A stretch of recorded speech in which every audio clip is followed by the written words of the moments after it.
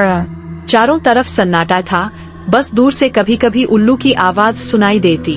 अजय, एक युवा पत्रकार जिसने कई रहस्यमय कहानियों की खोज की थी, इस बार एक अजीबोगरीब गांव के रहस्य को उजागर करने आया था। यह गांव कालपुर पिछले कई सालों से वीरान पड़ा था।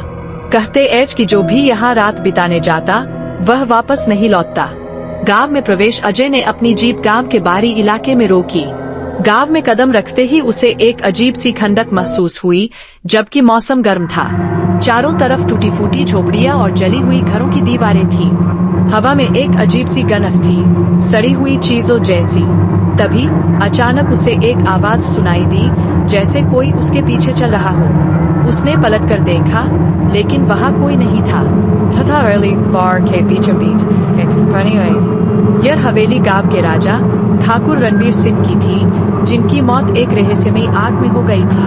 गांव वालों का कहना था कि तब से उनकी आत्मा हवेली में भटक रही थी।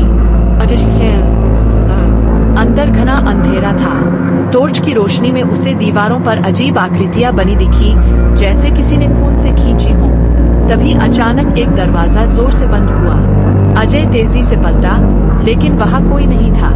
डरावनी परछाइयां जैसे जैसे वह अंदर बया, उसे किसी के पैरों की आहट सुनाई दी। अजय ने टॉर्च घुमाई और तभी उसने देखा, एक परछाई तेजी से गुजर गई। उसके पूरे शरीर में शुरहुरी दौड़ गई। अचानक एक कमरे से हल्की रोशनी आती दिखी।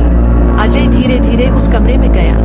वहाँ एक पुराना झूला था जो अपने आप हिल रहा था।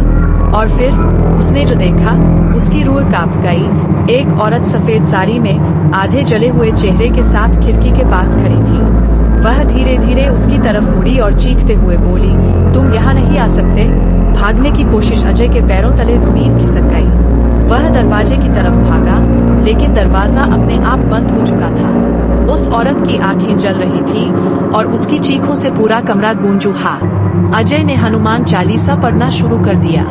अचानक हवेली हिलने लगी, दीवारों पर दरारें आ गई और वह औरत दर्द से चिल्लाने लगी। तेज हवा चली और अजय के सामने दरवाजा खुल गया। बिना कुछ सोचे समझे वह दौड़कर बाहर निकल गया। गायब।